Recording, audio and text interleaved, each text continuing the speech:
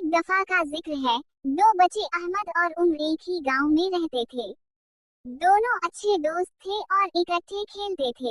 एक दिन वो बाग में गए जहां एक बड़ा सुर्ख और मीठा सेब दरख्त पर लटक रहा था।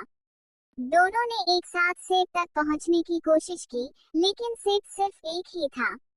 अहमद ने कहा, ये सेब मैंने देखा था, इसलिए ये मेरा है। उम्र ने जवाब दिया, नहीं, मैं पहले ऊपर चढ़ा, इसलिए ये मेरा होगा। बात बढ़ती गई और दोनों लड़ने लगे, एक दूसरे को धक्के देने लगे। आखिरकार सेब नीचे गिर गया और गंदा हो गया। अब ना तो अहमद खा सकता था और ना ही उम्र। दोनों उदास हो गए। उस वक्त वहां से एक बुजुर्ग हाजी साहब गुजरे। इन्होंने दोनों को समझाया, बेटा, लड़ाई से कभी अच्छा नतीजा नहीं निकलता। अगर तुम सुलह से बात करते और सेब को आधा आधा तकसीम कर लेते, तो दोनों को मीठा सेब मिल जाता।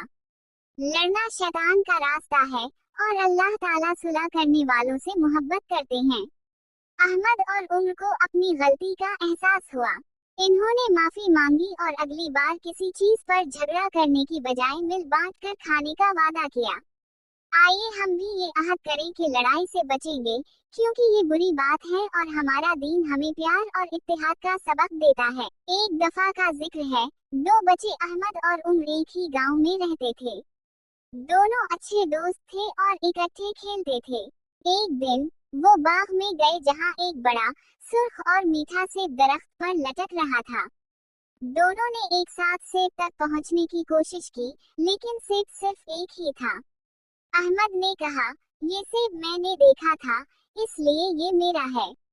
उम्र ने जवाब दिया, नहीं, मैं पहले ऊपर चढ़ा, इसलिए ये मेरा होगा। बात बढ़ती गई और दोनों लड़ने लगे, एक दूसरे को धक्के देने लगे। आखिरकार सेब नीचे गिर गया और गंदा हो गया। अब ना तो अहमद खा सकता था और ना ही उम्र।